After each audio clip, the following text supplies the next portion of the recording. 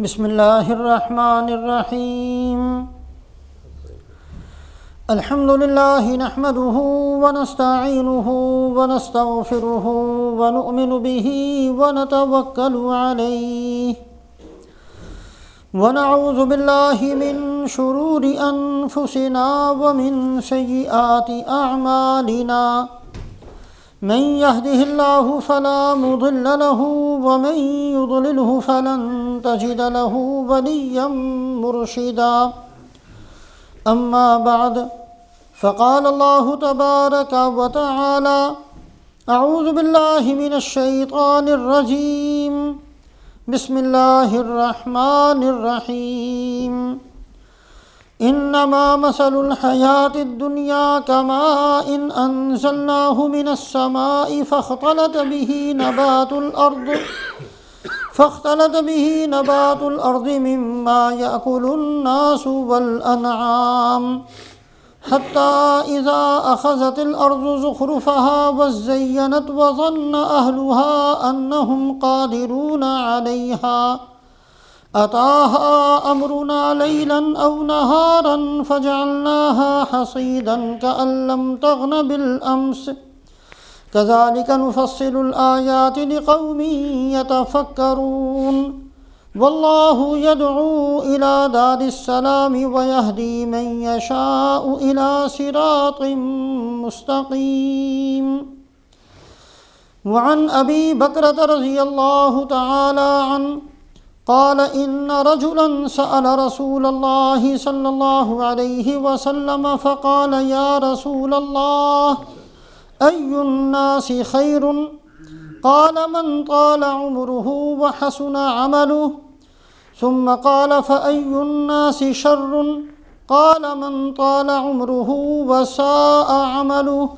أو كما قال رسول الله صلى الله عليه وسلم محترم بزرگوں اور دوستو،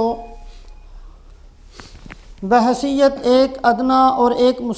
معمولی مسلمان ہونے کے ہم سب اس بات سے واقف ہیں کہ اللہ پاک نے انسان کو دنیا میں زندگی گزارنے کے لیے نہیں، زندگی بنانے کے لیے بھیجا ہے۔ رسول پاک علیہ الصلاۃ والسلام ارشاد فرماتے ہیں نعمتان مغبون فیہما کثیر من الناس، اللہ پاک کی بندوں کی طرف بے شمار نعمتیں ہیں جو متوجہ ہوتی ہیں، لیکن انسان دو نعمتوں کے بارے میں ہمیشہ گھاٹے اور نقصان میں رہتے ہیں۔ ایک نعمت تو ہے صحت کا ملنا،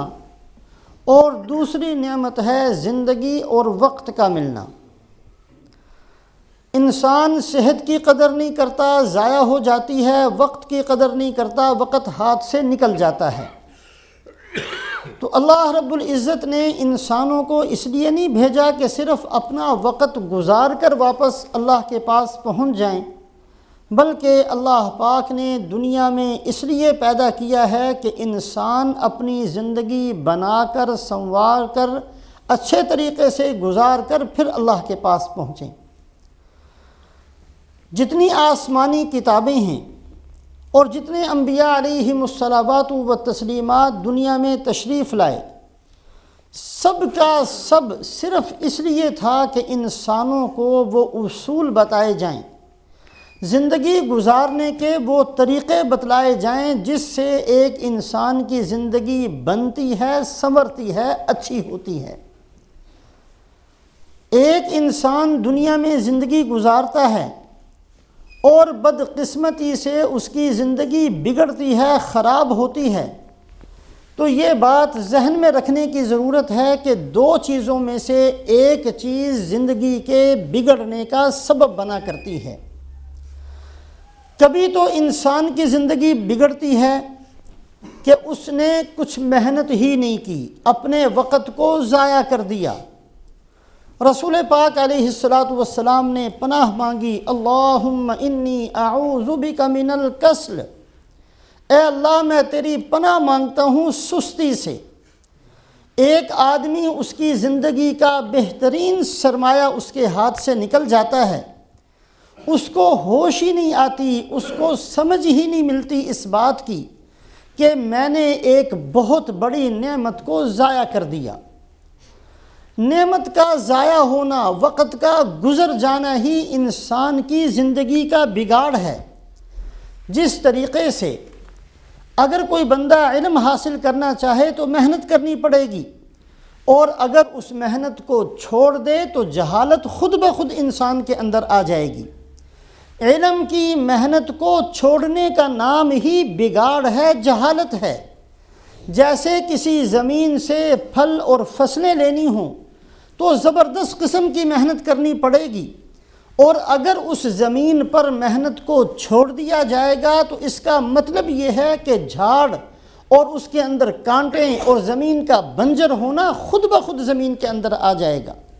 تو محنت کا چھوڑ دینا ہی زندگی کے بگاڑ کا دوسرا نام ہے۔ تو کبھی تو انسان اپنی زندگی کو بگاڑ لیتا ہے اور زندگی اس کی ضائع ہو جاتی ہے، اس کا سبب اس کی سستی، اس کی غفلت اور اس کا دنیا کے اندر کسل کے ساتھ اپنی زندگی کو گزارنا بنتا ہے۔ اور دوسری چیز جس سے عام طور پر ایک انسان کی زندگی بگڑ جاتی ہے وہ یہ ہے کہ بندے نے محنت تو کی، اور محنت بھی بہت زیادہ کی، ایسی محنت کی کہ محنت کرتے ہوئے بچپن کو بھی نہیں دیکھا، جوانی کو بھی نہیں دیکھا، بڑھاپے کے اندر بھی لگا رہا، صحت اور بیماری کی حالت میں بھی چلتا رہا، اور خوشی اور غم کی حالت میں بھی محنت کو کرتا رہا، پھر بھی اس کی زندگی بگڑ گئی، اس لیے کہ محنت تو کی لیکن محنت ٹھیک نہیں کی، محنت اس نے غلط کی۔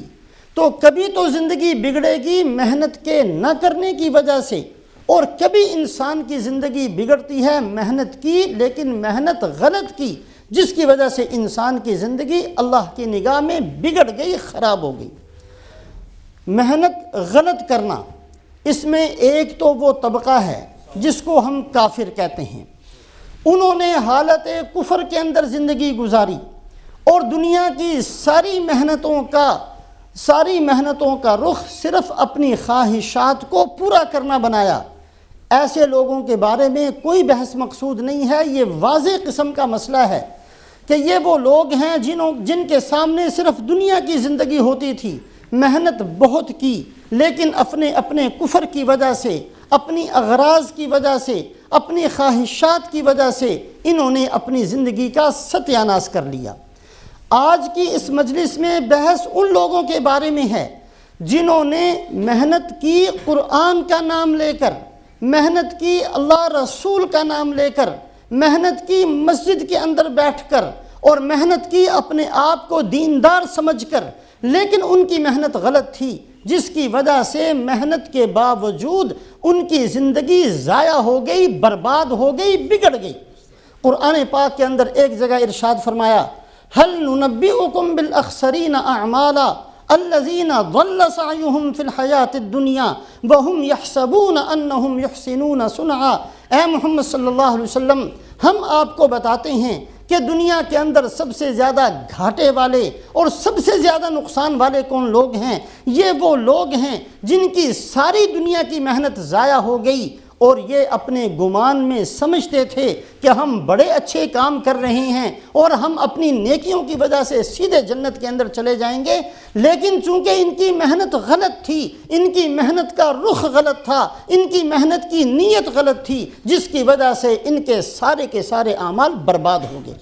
ایک جگہ ارشاد فرمایا، وَبَدَا لَهُم مِّنَ اللَّهِ مَا لَمْ يَكُونُوا يَحْتَسِبُونَ۔ قیامت والے دن کچھ لوگوں کے سامنے ایسا معاملہ پیش آ جائے گا جس کا وہم و گمان بھی ان کو نہ تھا۔ مفسرین فرماتے ہیں اس آیت شریفہ کا مقصد یہ ہے کہ وہ لوگ سمجھا یہ کرتے تھے ہم جو محنت کر رہے ہیں ہماری محنت تو ہمیں جنت میں لے کر جائے گی، ہماری محنت تو ہمیں اللہ سے راضی کروا دے گی، لیکن ان کی محنت غلط تھی، قرآن اور حدیث کے خلاف تھی۔ نام انہوں نے قرآن کا لیا تھا، نام انہوں نے اللہ کے نبی کی حدیث کا لیا تھا، نام انہوں نے دین کا استعمال کیا تھا، لیکن وہ ساری کی ساری محنت ان کی غلط تھی۔ نام کے باوجود جب اللہ کے سامنے اصل حقیقت کھلے گی وَبَدَا لَهُم مِّنَ اللَّهِ مَا لَمْ يَكُونُوا يَحْتَسِبُونَ، ایسا معاملہ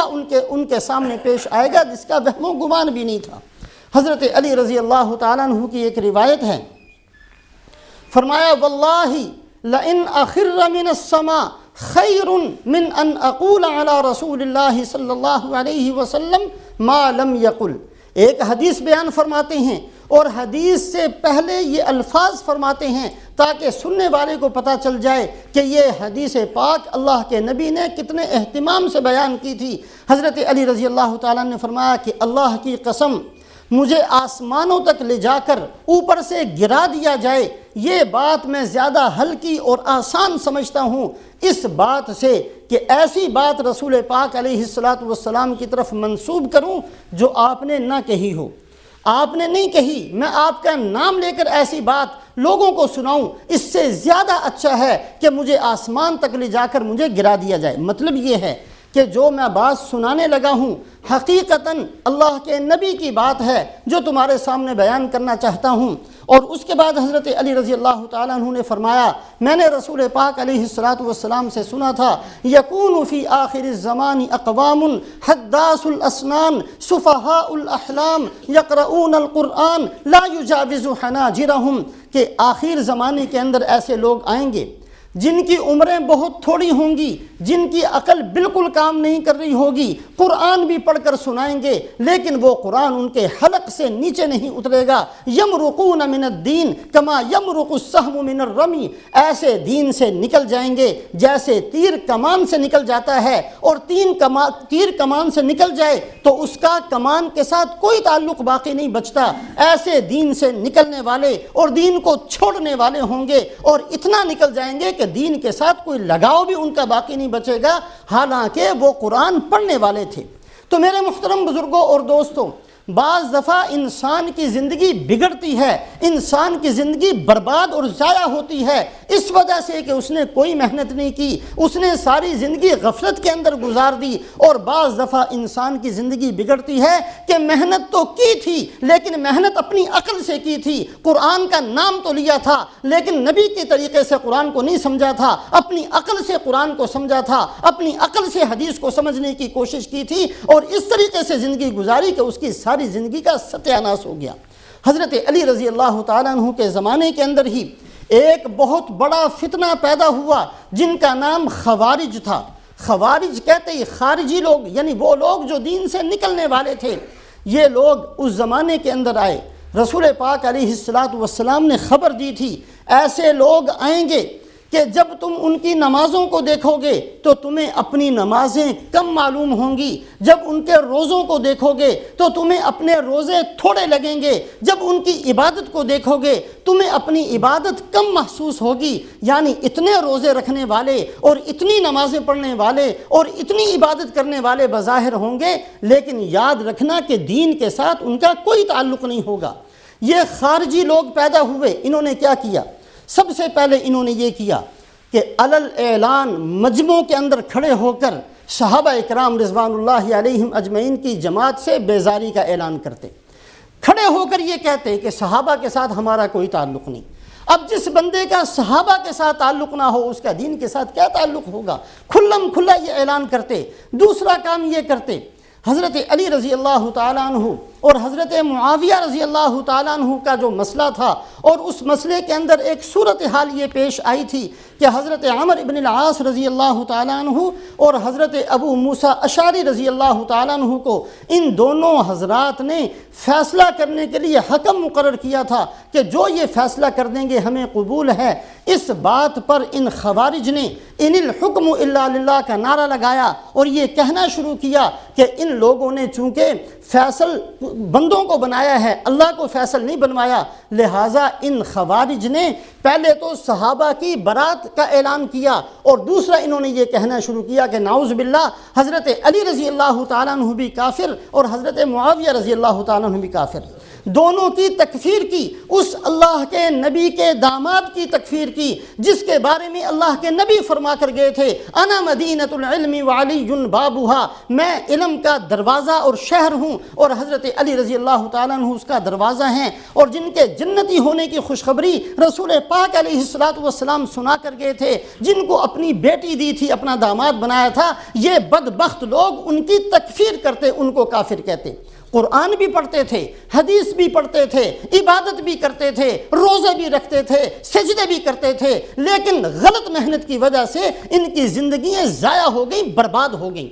اور اس کے ساتھ ساتھ ایک یہ بھی کہتے تھے کہ قیامت والے دن جو شفاعت کا مسئلہ ہے یہ غلط ہے، شفاعت کوئی نہیں ہونی، اگر عمل ہے تو جنت میں بندہ جائے گا، عمل نہیں ہے تو جہنم میں چلا جائے گا۔ اگر کسی نے زندگی کے اندر ایک دفعہ بھی کبیرہ گناہ کر لیا اس کی کوئی توبہ قبول نہیں ہوگی۔ یہ بہت سارے عقائد انہوں نے گھڑ لیے جو کہ قرآن کے خلاف تھے، جو کہ حدیث کے خلاف تھے، اپنی عقل سے ان چیزوں کو انہوں نے اختیار کیا، حالانکہ نماز روزہ بھی بظاہر کرنے والے تھے۔ ایک انسان کی زندگی ضائع ہوتی ہے کہ اس نے محنت نہیں کی، اور کبھی انسان کی زندگی برباد ہو جاتی ہے کہ اس بدبخت نے محنت تو کی، اور محنت بھی قرآن حدیث کا نام لے کر کی، لیکن اپنی عقل سے چلتا رہا، اس کا قرآن اور حدیث کا نام لینا بھی اس کو اللہ کے عذاب سے بچا نہیں سکے گا، اس کی زندگی پھر بھی برباد ہو جائے گی۔ تو میرے محترم بزرگوں اور دوستو، اس کے بعد انہی لوگوں کے اندر سے 15 جماعتیں بنی، خوارج کی 15 جماعتیں بنی، اور بعض بے حیا تو ایسے پیدا ہوئے جنہوں نے یہ فتویٰ دینا شروع کیا پوتی کے ساتھ نکاح جائز ہے، اور نواسی کے ساتھ نکاح جائز ہے، اور بھانجی کے ساتھ نکاح جائز ہے، اور بھتیجی کے ساتھ نکاح جائز ہے۔ اس طرح کے بہت سارے واہیات قسم کے دین کے اندر مسائل کو گھڑ گھڑ کے انہوں نے پیش کرنا شروع کیا، اور ایک ایک صحابی کا نام لے کر، اور خاص طور سے حضرت صدیق اکبر اور حضرت عمر فاروق رضی اللہ تعالیٰ عنہ کا نام لے کر اپنے آپ کو ان سے الگ کرتے۔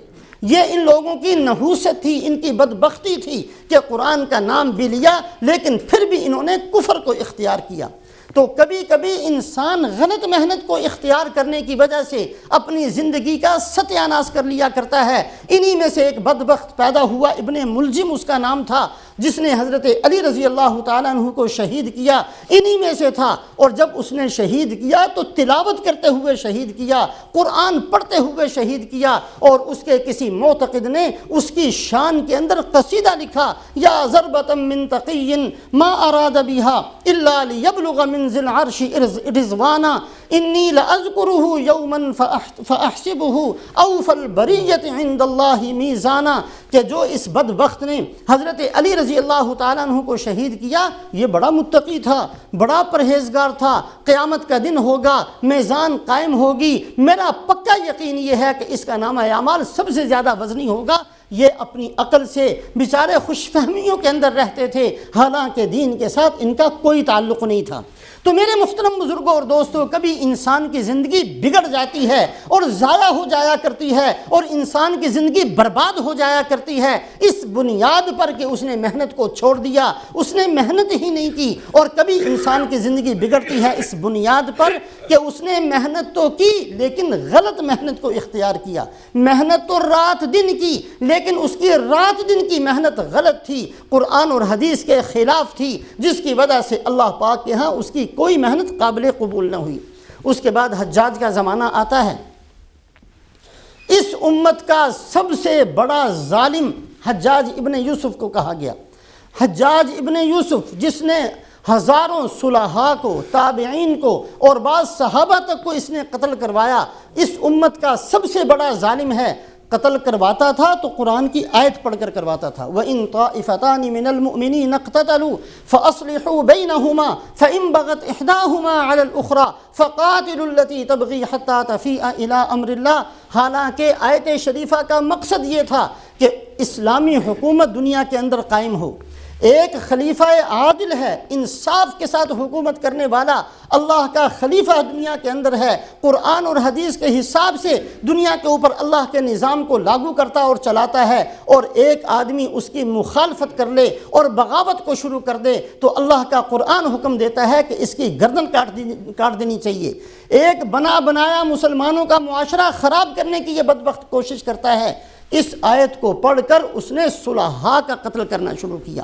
ہم میں سے ہر آدمی اس بات کو جانتا ہے، یہ قرآن پاک تو پڑھا تھا لیکن قرآن پاک کو جہاں لاگو کیا یہ لاگو اس نے ٹھیک نہیں کیا تھا، لہٰذا اس کو ظالم کہا گیا۔ اس امت کا اتفاق ہے کہ سب سے بڑا ظالم حجاج ابن یوسف۔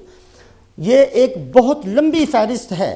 کس زمانے کے اندر کن بدبختوں نے کون سی قرآن پاک کی آیت شریفہ کو پڑھ کر اپنی اغراض کو پورا کیا ہے اور اپنی خواہشات کو پورا کیا ہے، قرآن کا نام لے کر بے دینی پر چلے ہیں، حدیث کا نام لے کر کفر کو اختیار کیا ہے، مسجدوں کے اندر بیٹھ کر انہوں نے بے دینی کو اختیار کیا۔ تو کبھی انسان کی محنت ضائع ہوتی ہے کہ زندگی ضائع ہوتی ہے کہ اس نے محنت نہیں کی، اور کبھی زندگی ضائع ہوتی ہے کہ محنت تو کی لیکن محنت اس نے غلط کی۔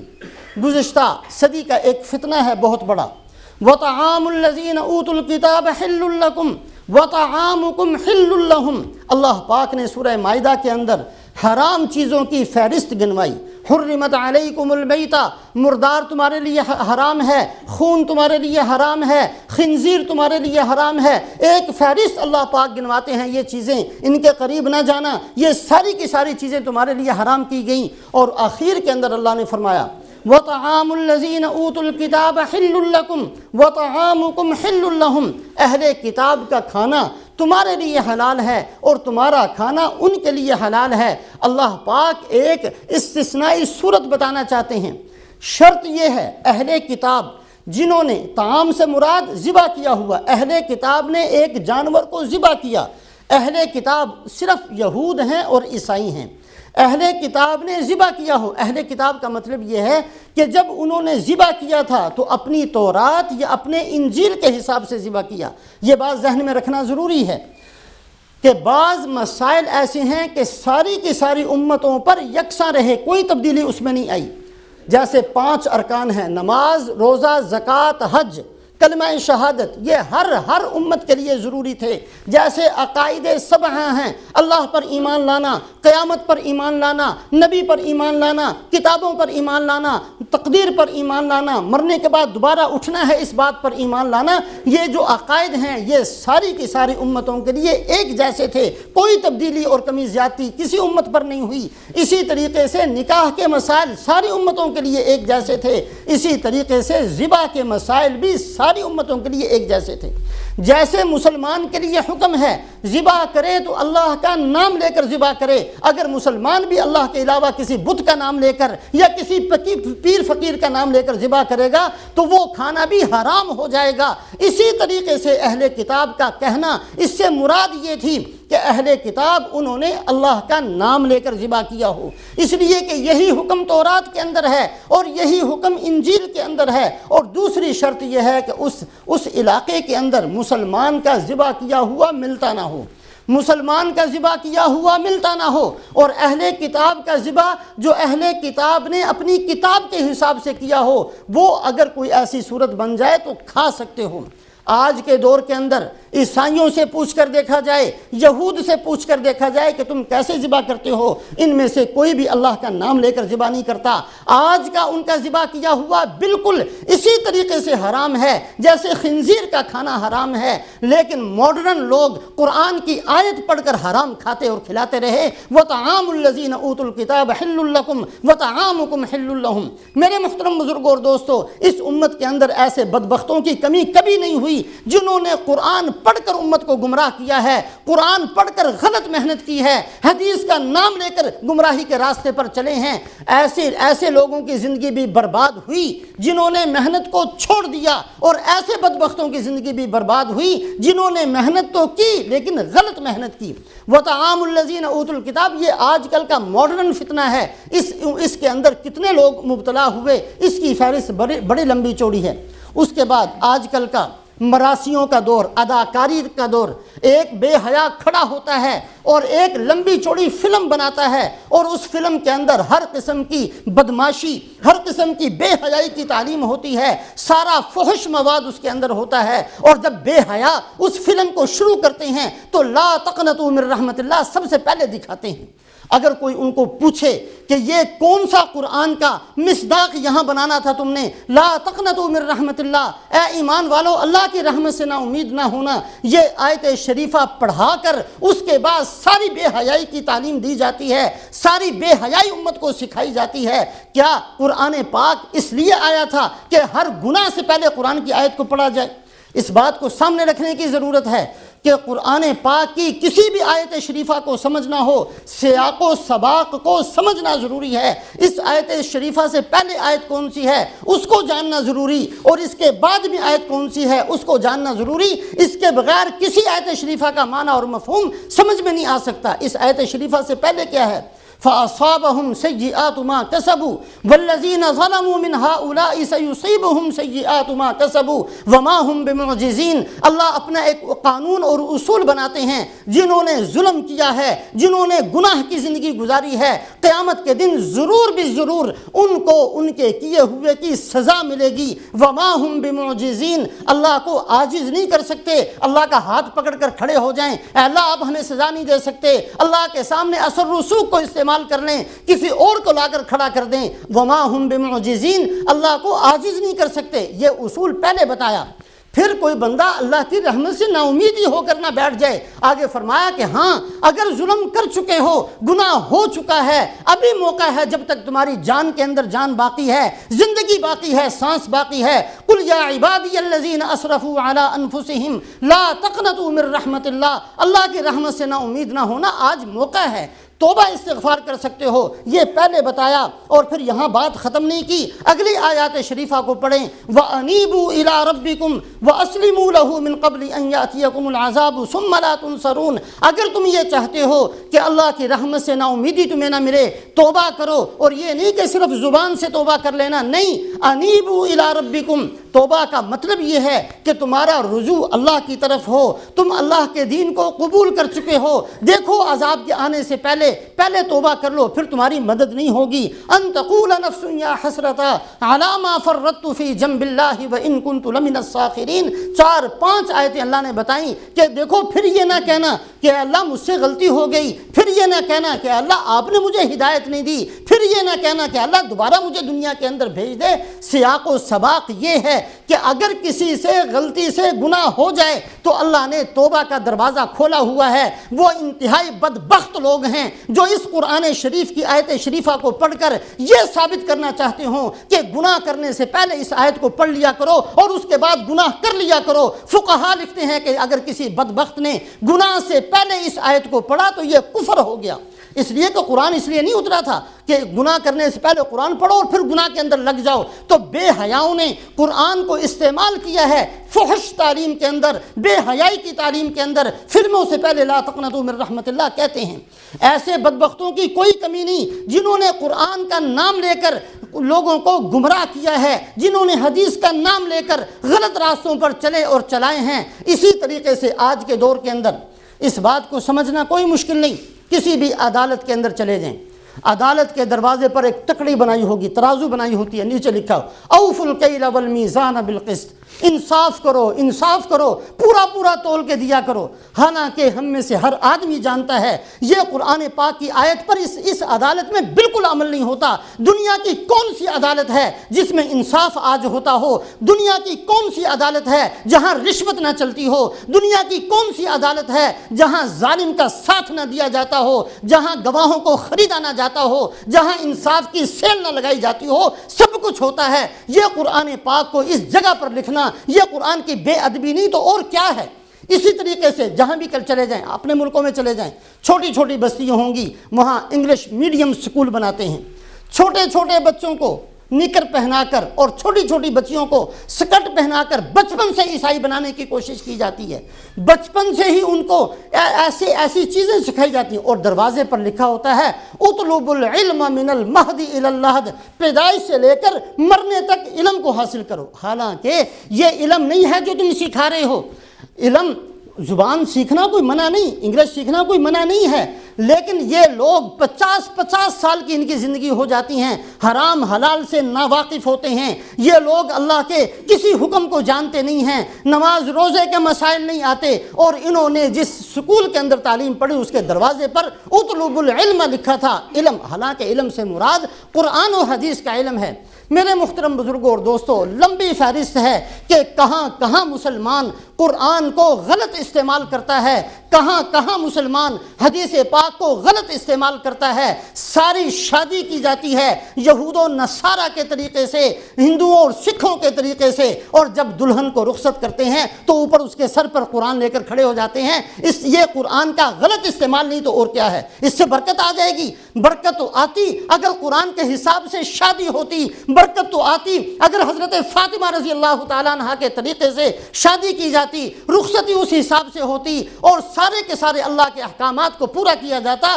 پھر یہ قرآن سر کے اوپر نہ بھی ہوتا، دل کے اندر ہوتا، تو قرآن سے برکت آتی۔ میرے محترم بزرگوں اور دوستوں، یا تو انسانوں کی زندگیاں بگڑی ہیں، تباہ و برباد ہوئی ہیں، خراب ہوئی ہیں کہ انہوں نے محنت نہیں کی، اور محنت کے نہ کرنے کی وجہ سے زندگی ضائع ہو گئی، یا انسانوں کی زندگی بگڑی ہے کہ محنت تو بہت کی ہے لیکن محنت ٹھیک نہیں کی، محنت غلط کی۔ ایک مسلمان کی زندگی ٹھیک طریقے سے گزر جائے، اللہ رب العزت نے سارے قرآن پاک کے اندر انتہائی شفقت کے ساتھ، انتہائی محبت کے ساتھ، انتہائی فضل اور رحم کی صفت کے ساتھ اس بندے کو سمجھانے کی کوشش کی تاکہ یہ انسان باز آ جائے۔ سورہ مرسلات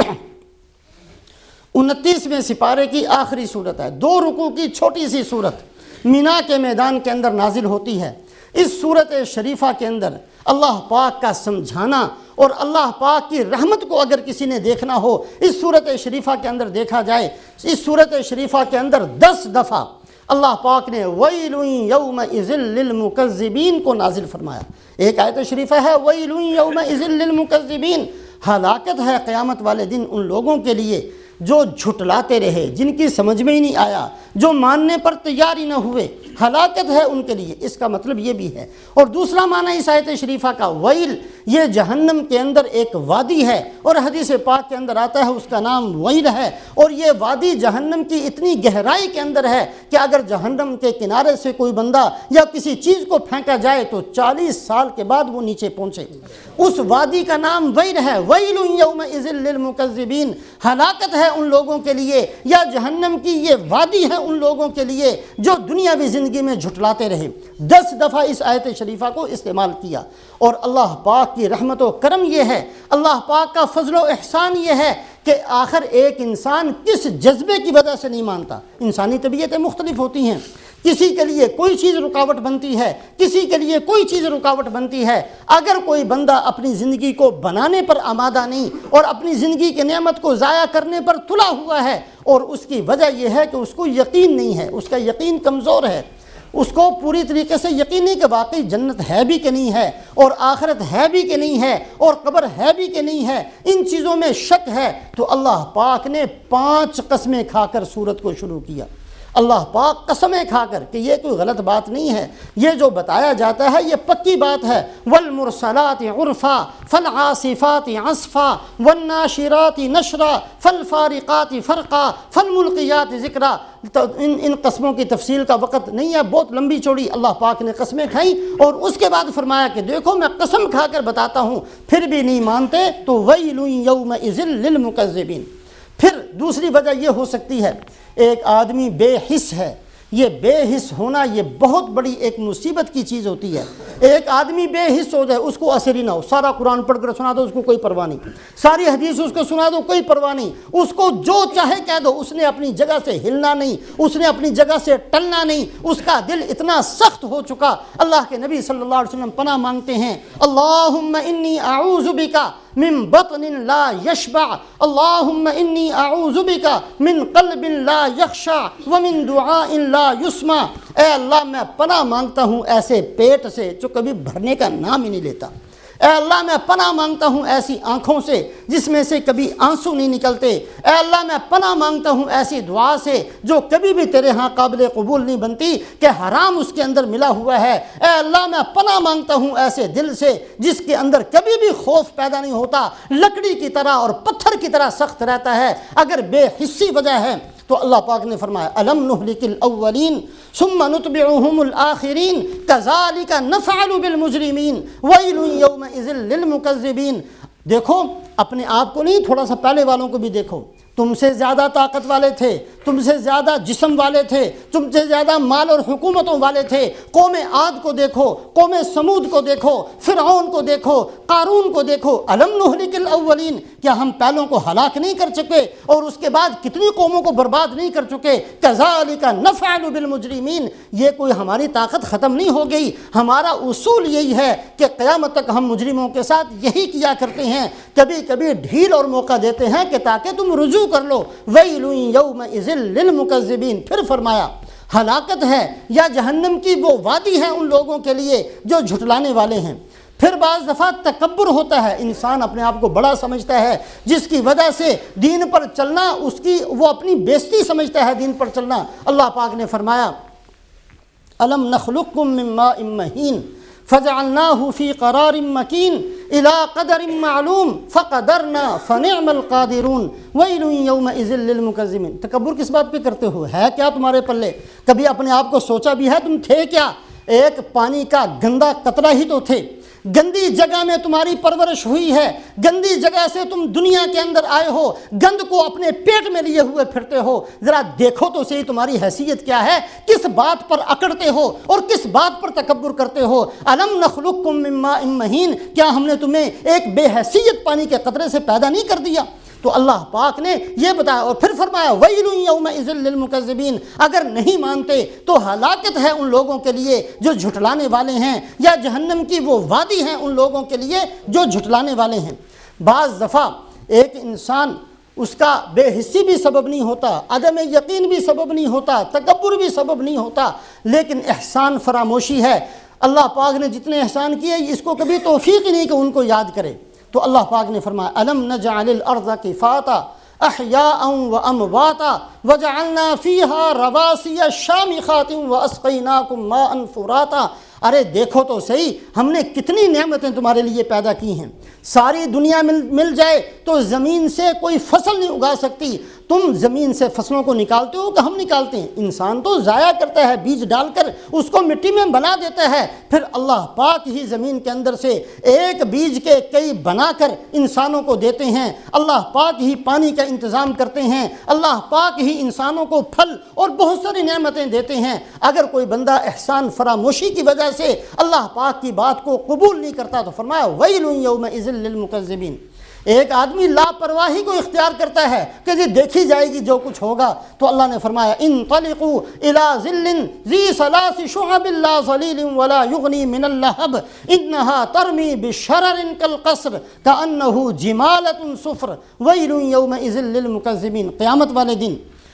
ایمان والوں کو اللہ پاک اپنے عرش کے سائے کے اندر رکھیں گے، اور یہ بہترین عزت والا سایہ ہوگا، ٹھنڈا سایہ ہوگا، ان لوگوں کو نہ کوئی خوف ہوگا، ان لوگوں کو نہ کوئی غم ہوگا، اور اس کے ساتھ ساتھ جو انکار کرنے والے ہیں ان کو جہنم کے دھوئیں کے سائے میں رکھا جائے گا۔ جیسے دھواں ہوتا ہے، دھوئیں کی وجہ سے بھی دھوپ چھپ جایا کرتی ہے لیکن اس میں ٹھنڈک نہیں ہوتی، اس میں زیادہ مشقت ہوتی ہے، زیادہ تکلیف ہوتی ہے، اور دھواں بھی ایسا جس کے اندر سے چنگاریاں نکل رہی ہوں گی اور تین حصوں کی طرف ہوگا، ایک دھوئیں کا حصہ دائیں طرف، ایک بائیں طرف اور ایک سر کے اوپر، اور جو چنگاریاں نکلیں گی وہ چنگاریاں چھوٹی چھوٹی نہیں، جیسے دھوئیں کے اندر سے چنگاریاں نکلتی ہیں، قرآن میں فرمایا کہ وہ چنگاریاں ایسی ہوں گی جیسے بڑے بڑے محلات ہوتے ہیں، اور ان کا رنگ ہوگا جیسے زرد رنگ کے اونٹ ہوتے ہیں، اونٹ کی طرح کی بڑی بڑی چنگاریاں اس دھوئیں کے اندر سے نکلے گی۔ اس دھوئیں کے اندر ایسے لوگوں کو رکھا جائے گا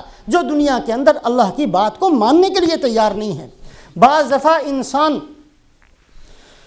چرب زبانی کو کہ جی میں بڑا باطونی قسم کا آدمی ہوں، میں نے کبھی اپنے اوپر جرم کو ثابت نہیں ہونے دیا، میں تو جا کر عدالت کے اندر بھی کسی بڑے سے بڑے قتل کے مجرم کو میں بری کروا دیا کرتا ہوں۔ اللہ فرماتے ہیں ہماری عدالت ایسی نہیں ہے۔ ھذا یوم لا ینطقون ولا یؤذن لهم فیعتذرون ویل یومئذ للمکذبین۔ یہاں چرب زبانی نہیں چلتی، جو دل کے اندر ہوگا وہی زبان پر ہوگا، اور اللہ پاک مہر لگا دیں گے اور ہاتھ اور پاؤں بھی اس دن تو گواہی دیں گے۔ تو یہاں یہ چرب زبانی نہیں چلتی۔ ھذا یوم لا ینطقون ولا یؤذن لهم فیعتذرون ویل یومئذ للمکذبین۔ آگے بعض دفعہ انسان کو اپنی قوت پر گھمنڈ ہوتا ہے کہ جی ٹھیک ہے بزرگ ہمارے ساتھ ہیں، کسی بزرگ کو لے آئیں گے، کسی فلانے کو لے آئیں گے۔ تو اللہ پاک نے فرمایا ھذا یوم الفصل جمعناکم والاولین فإن کان لکم کید فکیدون۔ یہ ہم نے ایک دن بنایا ہے فیصلے کا، اگر تم سے کوئی تدبیر ہوتی ہے تو کر کے تو دکھاؤ، ٹھیک ہے ہمیں روک کے تو دکھاؤ حساب لینے سے۔ ھذا یوم الفصل جمعناکم والاولین، تم سب کو ہم نے جمع کیا ہے، آج ہم نے فیصلہ کرنا ہے۔ ان کان لکم کید فکیدون، اگر تم کوئی تدبیر کر سکتے ہو ہمارے خلاف تمہیں اجازت ہے، کر کے تو دکھاؤ۔ بندہ کیا کر سکتا ہے؟ انسان تو بے بس قسم کی ایک مخلوق ہے، ایسے ہی اپنے آپ کو جو چاہے سمجھتا رہے اور جو چاہے کرتا رہے، اللہ کے سامنے تو کسی کی نہیں چل سکتی۔ بعض دفعہ انسان خواہشات اتنی وسیع کر لیتا ہے، اپنے آمنے سامنے اپنی ضروریات اتنی بڑھا لیتا ہے جو پوری ہونے کا نام نہیں لیتی، جیسا کہ آج کل کے دور میں ہماری سب کی حالت ہے۔ جب آج سے 15-20 سال پہلے ہم نے تھوڑا سا اپنا نیت رکھی تھی، بھی اتنا مل جائے کافی ہے، وہ مل گیا نیت آگے بڑھ گئی، وہ مل گیا آگے بڑھ گئی۔ یہ پیٹ کبھی بھی بھرنے کا نام نہیں لیتا، خواہشات بہت زیادہ ہیں۔ تو اللہ پاک نے پھر متقی لوگوں کا ذکر فرمایا، ان المتقین فی ظلال وعیون وفواکہ مما یشتہون کلوا واشربوا ہنیئا بما کنتم تعملون انا کذالک نجزی المحسنین۔ اگر تم لوگ خواہشات ہی پورا کرنا چاہتے ہو، اس کا راستہ بتاتے ہیں۔ اس کا راستہ یہ ہے کہ تقوی کو اختیار کرو۔ تقوی والے آئیں گے ہمارے پاس تو ہم ان سے کہیں گے وَلَكُمْ فِيهَا مَا تَشْتَهِي أَنفُسُكُمْ وَلَكُمْ فِيهَا مَا تَدَّعُونَ، لو یہ جنت ہے اور جنت کی نعمتیں ہیں، ہم تم سے راضی ہیں، تمہیں ہمیشہ جوانی ملے گی، تمہیں ہمیشہ صحت ملے گی، تم ہمیشہ اس میں رہو گے، زندگی ملے گی، جو چاہے کھاتے رہو، جو چاہے استعمال کرو، کسی چیز کی کوئی رکاوٹ نہیں۔ اگر خواہشات ہی مقصود ہیں تو تقوی کو اختیار کرو، لیکن اگر دنیا کی چیزوں کو بناتے ہو مقصود تو پھر یاد رکھنا کلوا وتمتعوا قلیلا انکم مجرمون ویل یومئذ للمکذبین۔ دنیا کتنی کی اکٹھی کر لوگے؟ اگر قارون جتنی دنیا بھی اکٹھی کر لی، اگر فرعون جتنی حکومت بھی اکٹھی کر لی تو ساری عمر باقی نہیں رہنے کی، چھوڑ کر پھر بھی جانا ہے۔ ساری دنیا بھی مل گئی تو پھر بھی کچھ نہیں ملا، پھر بھی کچھ نہیں ملا اور خالی ہاتھ ہی دنیا سے چلے گئے۔ یہ تھوڑا سا دنیا کا نفع ہے، اس کو چھوڑنا سیکھو۔ اور اگر نہیں یقین آتا ویل یومئذ للمکذبین، اور اس کے بعد اگر کفر ہے وَإِذَا قِيلَ لَهُمُ ارْكَعُوا لَا يَرْكَعُونَ وَيْلٌ يَوْمَئِذٍ لِّلْمُكَذِّبِينَ۔ سورت کو اللہ نے ختم کیا تو فرمایا فَبِأَيِّ حَدِيثٍ بَعْدَهُ يُؤْمِنُونَ۔ اللہ کے قرآن کے بعد کوئی اور چیز ایسی ہے؟ اور سورہ جاسیہ کے اندر فرمایا فَبِأَيِّ حَدِيثٍ بَعْدَ اللَّهِ وَآيَاتِهِ يُؤْمِنُونَ۔ اللہ کے بعد اور اللہ کے قرآن کے بعد آخر کس پر ایمان لاؤ گے؟ اگر اللہ پاک کی محبت بھی تم لوگوں کو دین کی طرف نہیں لا سکتی، اور اللہ پاک کا رحیم اور کریم ہونا اور اللہ پاک کا اتنے اچھے انداز سے سمجھانا یہ بھی تمہیں خدا کے دین کی طرف متوجہ نہیں کرتا، تو پھر آخر کون سا دروازہ تم نے تلاش کیا ہوا ہے جس کو کھول کر تم کامیابی کو حاصل کر لو گے؟ آخر کون سی چیز؟ اللہ پاک نے تمہیں کتنی اچھی صورت کے اندر پیدا کیا، اللہ پاک نے کتنا اچھا تمہارے ساتھ معاملہ فرمایا، اللہ نے رحیم ودود اپنی صفت کو ارشاد فرمایا، انی لغفار لمن تاب، اللہ نے اپنی صفت کو بیان کیا۔ توبہ گناہ ہوگا توبہ کرو قبول کروں گا، پھر گناہ ہوگا پھر توبہ کرو پھر قبول کروں گا۔ ان ساری چیزوں کے باوجود بھی اگر اللہ پاک کی محبت دل میں نہیں آ رہی، اللہ کی فرما برداری کا جذبہ پیدا نہیں ہو رہا، اللہ پاک کے ساتھ تعلق جوڑنے کی کبھی تمنا پیدا نہیں ہوتی، تو پتہ نہیں پھر تم لوگوں نے کہاں جانا ہے اور کس چیز پر ایمان لانا ہے، کون سا آقا دیکھ رکھا ہے، کون سا گھر تلاش کیا ہوا ہے، کس دروازے کے کھولنے کا متمنی ہو۔ فَبِأَيِّ حَدِيثٍ بَعْدَهُ يُؤْمِنُونَ۔ اللہ پاک اپنے فضل و احسان سے پورے دین کو سمجھنے کی اور پورے دین پر چلنے کی ہم سب کو توفیق نصیب فرمائے۔